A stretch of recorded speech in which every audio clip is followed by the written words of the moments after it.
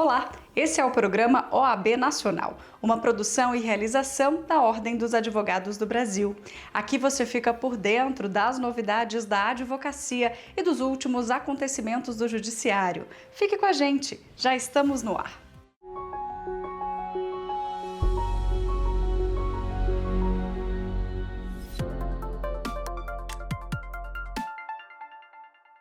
O Conselho Federal da OAB se solidarizou com a seccional de Roraima e reiterou o repúdio à agressão sofrida por 2 advogados por parte de policiais militares do Estado. Tudo aconteceu durante uma ocorrência policial, onde os advogados estavam em pleno exercício da profissão. O presidente nacional da OAB, Beto Simonetti, manifestou o compromisso intransigente da OAB com a defesa das prerrogativas da advocacia e repudia veementemente qualquer ato de violência e abuso de autoridade que viole os direitos dos profissionais no exercício de sua função. Para ele, abre aspas, o episódio ocorrido em Roraima envolvendo os advogados representa uma grave afronta às garantias constitucionais e legais que protegem a advocacia. Não podemos tolerar que as prerrogativas da classe sejam desrespeitadas de forma tão brutal, especialmente por aqueles que deveriam zelar pela segurança e justiça.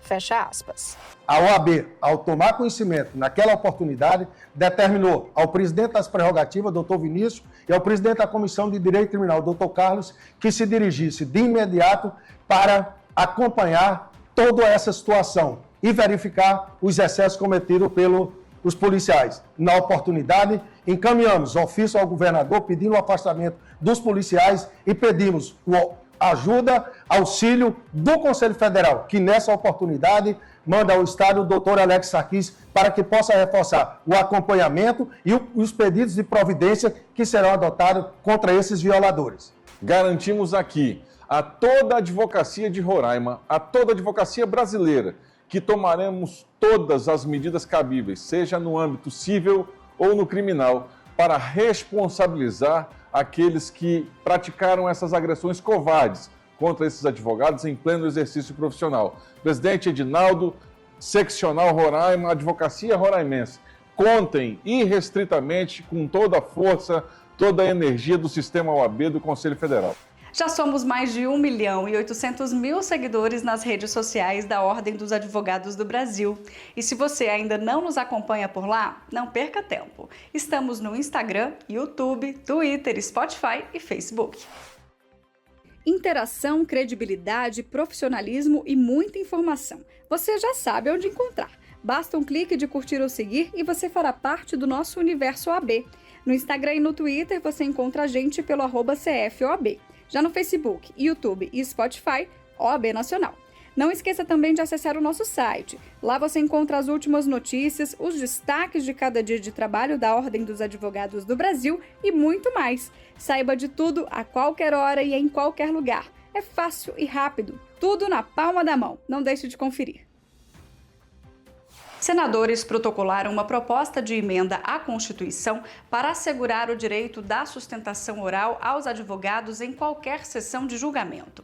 A PEC busca acrescentar ao artigo 133 da Constituição um parágrafo único para assegurar que advogados possam apresentar seus argumentos oralmente perante tribunais de todas as esferas, judicial e administrativa, sob pena de nulidade do julgamento. Acompanhe. Em razão das restrições no Supremo Tribunal Federal, do uso da palavra pela advocacia, do direito à sustentação oral, a Ordem passou a se movimentar, tanto no âmbito do Supremo, e conseguiu, inclusive, na segunda turma do Supremo Tribunal Federal, a reversão de tal entendimento para garantir o direito à sustentação oral da advocacia, como também no Congresso Nacional, com o intuito de sensibilizar nossos parlamentares e garantir que esse importante instrumento da cidadania em favor do direito de defesa fosse respeitado. E esse respeito pretende ser consolidado através desta PEC, que é protocolada por parlamentares, atendendo o importante pleito da Ordem dos Advogados do Brasil.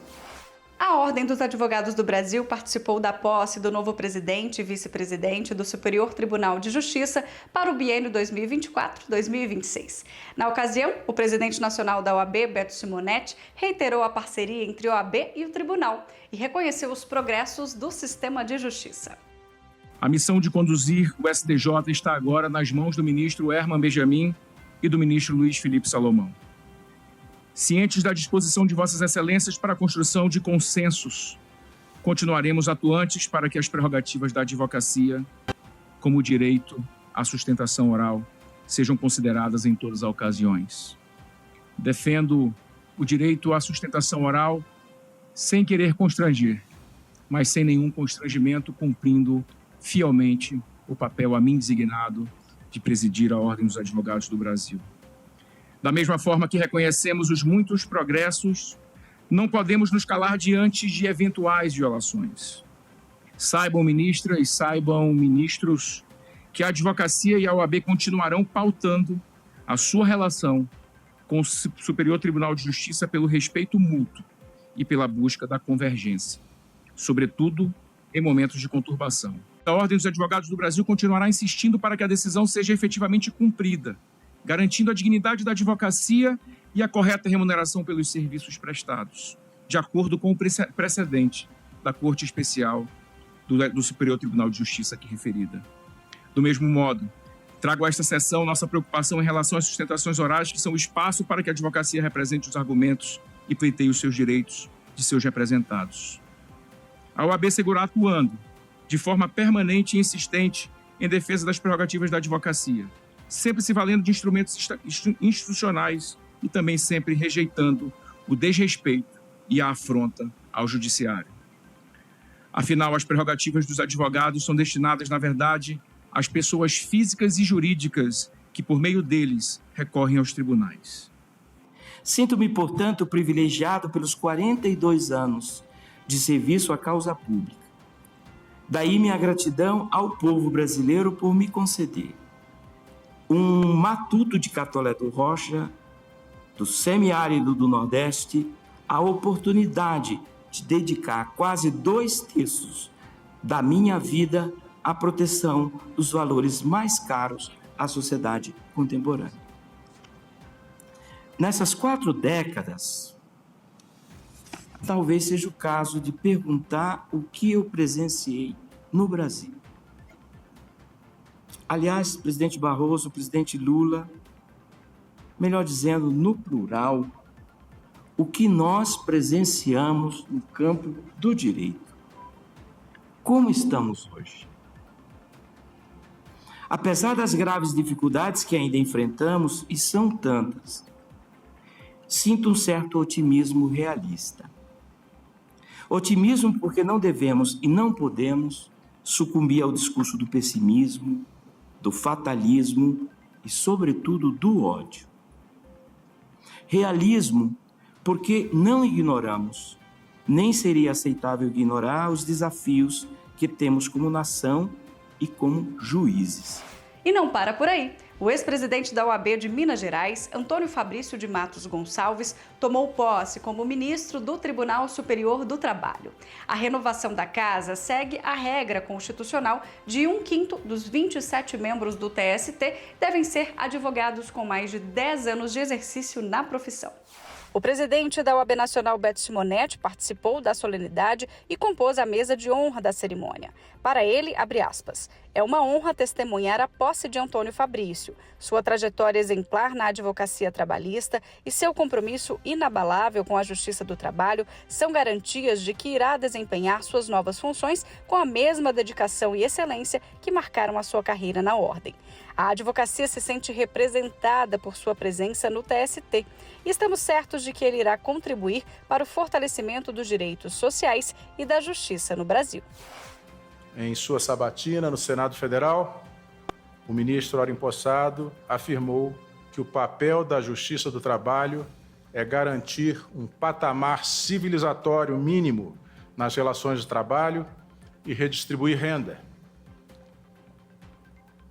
Que esse seja o norte, ministro Fabrício, da atuação jurisdicional de Vossa Excelência, somando com seus companheiros e companheiras de bancada na realização desse norte em prol da sociedade brasileira. São 31 anos de advocacia e 38 dias de magistratura, o que quer dizer que continuamos no sistema de justiça, mas agora com outra posição.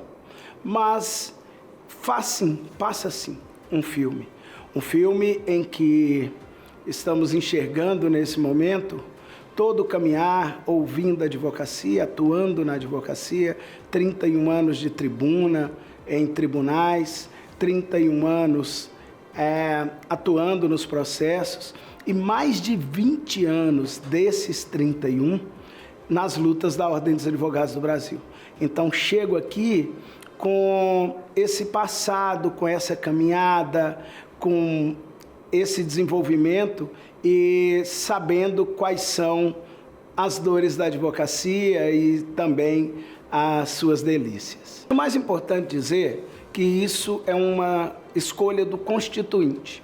Quando a Constituição de 88 foi promulgada, ela dividiu o tribunal em 3/5 compostos por juízes, magistrados oriundos da carreira, 1/5 composto por membros do Ministério Público e 1/5 composto por advocacia. Acho que isso é fundamental, essas visões diferentes de cada um no seu extrato para vir e compor um corpo único, faz com que o tribunal seja mais plural e faz com que, no caso dos ministros que são oriundos da advocacia, que eles possam trazer toda a sua experiência do outro lado para que essa caminhada feita até ali possa também ser mais um ponto de diálogo entre as experiências que vão se cruzar dentro do tribunal. Então, acredito que seja muito importante esta definição do Constituinte de compor o tribunal dessa maneira. Como é um gabinete que tem como titular um ministro oriundo da advocacia, esse gabinete, eu entendo que gabinetes que são compostos por membros oriundos da advocacia, eles têm que ser embaixada dos advogados, onde os advogados sintam absolutamente à vontade para estar despachando seus processos, trazendo suas questões. Então, o gabinete está absolutamente à disposição de toda a advocacia brasileira. O Conselho Federal da OAB participou de audiência com a relatora especial da Organização das Nações Unidas para debater a liberdade de juízes e advogados brasileiros, casos de violações às prerrogativas, episódios de violência e outros entraves da atuação profissional. Detalhes que você acompanha agora na entrevista. Essa reunião ela foi chamada pela OAB do Rio de Janeiro, por meio do membro da Comissão Nacional de Direitos Humanos, também advogado, o Nicodemos, o Carlos Nicodemos, que tem uma atuação aí no sistema de justiça internacional, para tratarmos das violações constantes que os defensores, advogados, defensores de direitos humanos sofrem no sistema de justiça. A gente falou sobre vários aspectos, participaram dessa reunião também a Comissão de Igualdade Racial da OAB do Rio, Comissão de Relações Internacionais, de Direito Internacional, enfim. E foi bastante importante porque a relatora ela vai produzir um relatório sobre a situação da liberdade de advogados, de juízes do Ministério Público no sistema de justiça brasileiro. E ela deve vir ao Brasil, fazer uma visita ao Brasil. Então, nós, enquanto classe da advocacia, podemos levar, por exemplo, além das violações, a situação que a advocacia no geral enfrenta, que é de violência, de ameaça, Nós levamos os casos, por exemplo, de advogados recentemente assassinados na porta de fórum, na porta da OAB, inclusive no Rio de Janeiro, em razão do exercício da profissão. Para nós isso é ponto e a questão mais relevante, mais preocupante, tendo em vista também que o Brasil atualmente é o país no mundo que mais mata defensores de direitos humanos, Então, eu pude pontuar, por exemplo, como é a situação de advogados e advogadas que atuam nos interiores do Brasil, onde a única referência de acesso à justiça é o próprio advogado, a própria advogada. Agora nós vamos para um breve intervalo e voltamos na sequência com mais OAB Nacional. Eu te espero, não saia daí.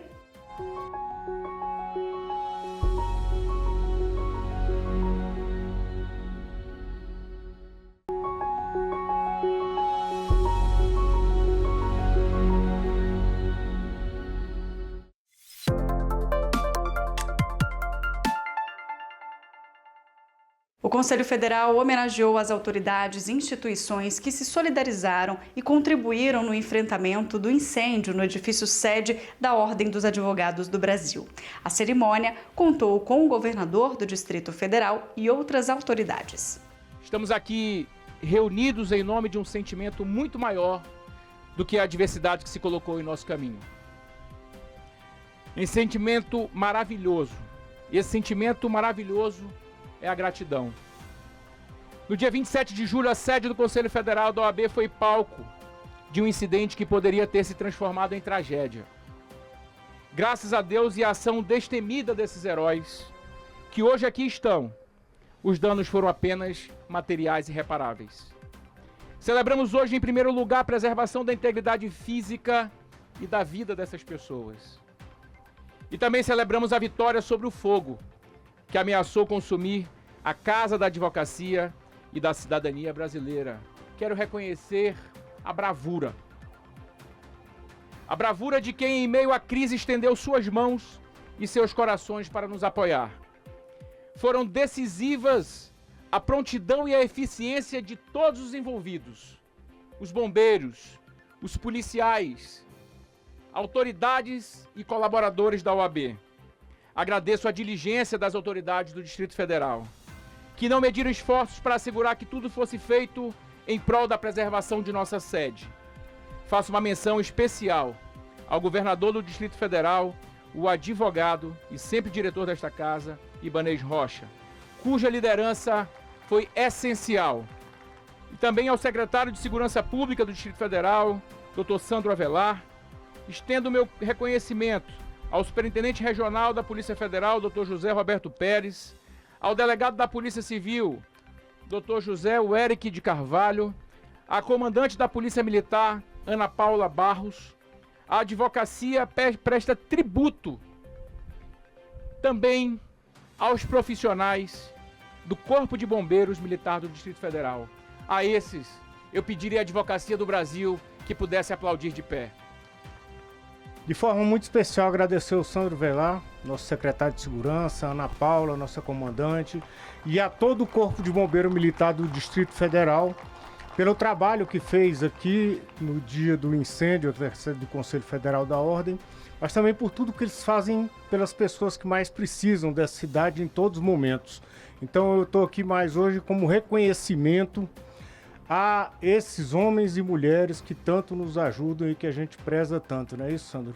E nós temos aqui muito a agradecer, porque nós poderíamos ter tido aqui uma verdadeira tragédia e graças a Deus, graças à presença do Corpo de Bombeiros, da Polícia, nós tivemos aqui uma situação debelada de forma muito rápida.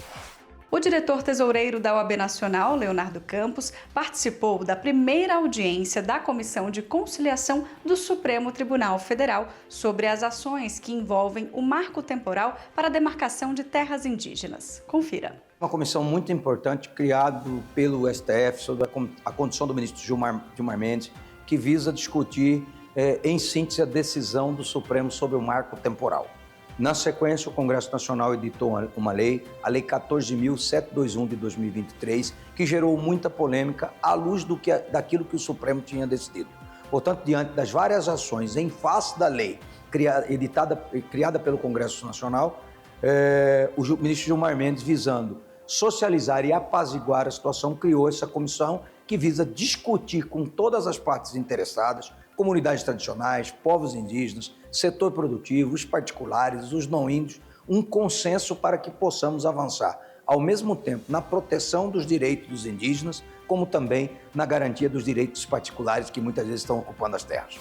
Mudando de assunto, o Conselho Federal da Ordem dos Advogados do Brasil se posicionou contra a legitimidade do Ministério Público para discutir a legalidade de cláusulas contratuais referentes ao valor dos honorários acordados entre advogados e clientes em ações previdenciárias. A OAB argumenta que a intervenção do MP fere princípios constitucionais como legalidade, isonomia e o devido processo legal, além do exercício legítimo da profissão e da livre concorrência.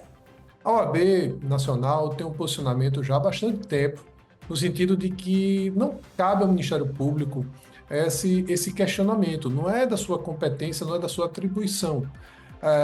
A contratação de honorários nas causas previdenciárias, assim como em qualquer outra demanda, é uma relação privada e, por isso, quem possui legitimidade para tanto é o próprio cliente para questionar.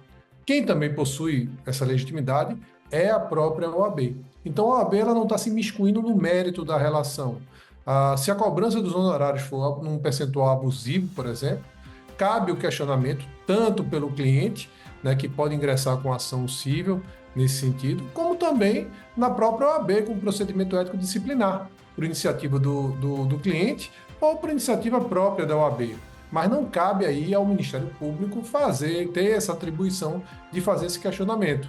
Por isso que a OAB Nacional se habilitou no processo, foi feito um parecer nesse sentido pela Comissão Nacional de Direito Previdenciário, para que haja essa habilitação, para que defenda a ilegitimidade do Ministério Público para fazer esse tipo de questionamento. Esperamos que a matéria seja levada ao Supremo Tribunal Federal e lá, então, diante dessa interpretação do artigo 133 da Constituição e também das disposições constitucionais que tratam da legitimidade do Ministério Público, que haja o entendimento de que essa relação está fora das atribuições do Ministério Público para fazer esse tipo de questionamento.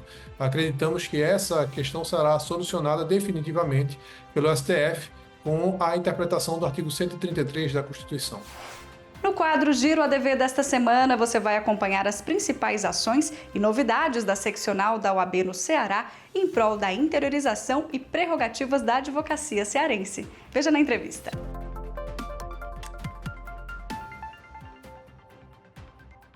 A OAB do Ceará entende que a melhor maneira de se alcançar os objetivos da OAB, da defesa do Estado Democrático de Direito, é melhorando a vida da advogada e do advogado.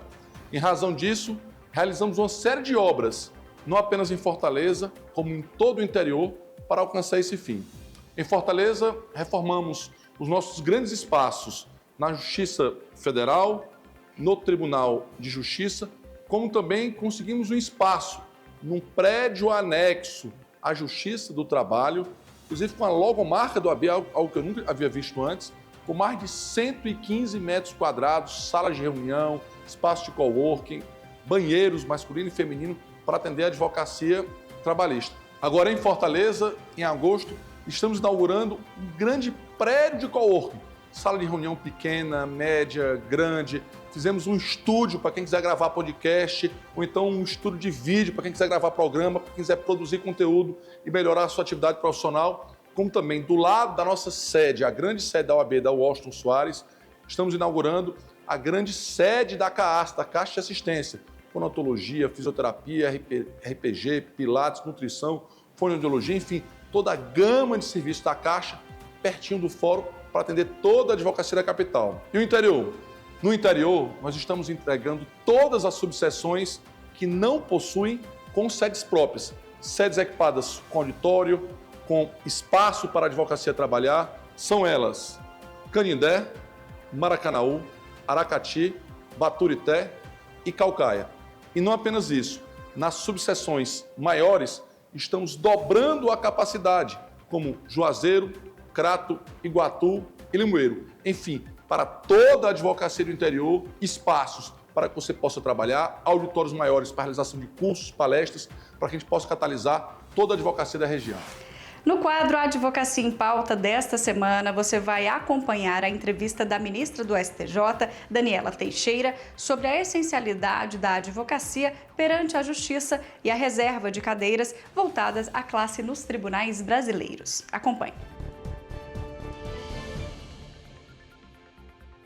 A Constituição podia ter feito a opção de ter magistrados de carreira concursados, como nós temos, por exemplo, no TCU, ou como nós temos, por exemplo, na Justiça Eleitoral. A Justiça Eleitoral não tem um membro da advocacia escolhido pela OAB. Então, quando a Constituição diz que nos tribunais superiores nós teremos 1/5 ou 1/3 de membros da OAB, ela quer dizer, eu vejo a advocacia como essencial à justiça e eu quero que esse advogado e essa advogada entrem no tribunal para quê? Eu não fiz concurso para estar lá. Então, a minha responsabilidade constitucional é representar a OAB no tribunal. Eu tenho muita consciência desse meu papel. A minha vaga não pertence a mim. Daniela, a minha vaga pertence à Ordem dos Advogados do Brasil. O que for consenso entre a advocacia, eu tenho que ser a voz da advocacia no tribunal. Tem duas partes sempre, mas existe um consenso. As duas partes acham que o advogado tem que ser recebido, as duas partes acham que as prerrogativas têm que ser respeitadas, as duas partes acham que o advogado tem direito a honorários. Então, assim, eu sempre vou ter tipo sanguíneo OAB. Sempre. E não é meu. É da Constituição da República. Foi isso que a Constituição quis quando colocou que o advogado tem assento no STJ. A ESA Nacional promoveu no YouTube mais um debate voltado ao trabalho da advocacia com a utilização da tecnologia. O convidado desta vez foi o presidente da Coordenação de Inovação e Tecnologia da OAB Nacional, Paulo Brincas. Acompanhe.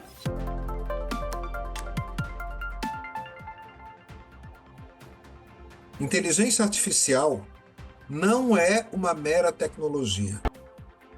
É uma tecnologia, sim, sem dúvida, mas não é só isso. Se você pensa que a inteligência artificial é apenas uma nova tecnologia, está te escapando o poder que essa tecnologia tem. Ela é muito mais do que uma tecnologia. Inteligência artificial vai mudar a nossa vida. Vai mudar a maneira como nós vivemos, a maneira como nós nos relacionamos, de uma maneira tão profunda, tão disruptiva. Para que vocês tenham uma ideia desse poder, para que vocês saibam, praticamente a unanimidade dos estudiosos desse assunto costuma dizer que essa tecnologia é mais disruptiva que a internet. Ou seja, o impacto que ela vai provocar nas nossas vidas, em geral, é maior do que o impacto que a internet proporcionou nesses últimos 20, 30 anos. E a gente tem que ter muito cuidado com isso, porque isso significa que a gente tem que estar muito atento a esse tema. O que realmente impacta na inteligência artificial é a inteligência generativa. O que é a inteligência generativa? A inteligência generativa é aquela capaz de gerar, daí o nome, né? Capaz de gerar texto. Não apenas texto, escrito, mas também verbalmente. Você pode conversar com uma inteligência artificial. Primeira coisa para explicar para vocês sobre isso, eu queria dizer o seguinte. Inteligência artificial não é uma pessoa. Inteligência artificial não tem ciência do que está falando. Só para que vocês entendam o que é esse ChatGPT e tantos outros que existem disponíveis aí hoje, basta eu dizer para vocês que vocês já usam inteligência artificial generativa há muitos anos, sem que tenham percebido. É o seguinte, todas as vezes que você abre o teu WhatsApp para mandar uma mensagem, que você começa a digitar a mensagem, e lá embaixo, você começa a digitar a mensagem, a palavra, e a palavra já aparece pronta. Ou às vezes você nem começa a digitar e já está a próxima palavra ali. Isso é inteligência artificial generativa. O que o ChatGPT faz é exatamente isso, mas com um poder muito maior, uma potencialidade muito maior. Mas a tecnologia é a mesma coisa que é feita. E o que é interessante notar aqui, meus amigos, é que essas inteligências não têm noção do que estão falando. Este programa é mais uma produção da Ordem dos Advogados do Brasil. Aqui você fica por dentro das informações da advocacia e do judiciário, além de acompanhar entrevistas especiais, matérias exclusivas e muito mais. Eu sou Mariana Xavier e agradeço pela sua companhia. Eu te espero na próxima semana. Até lá!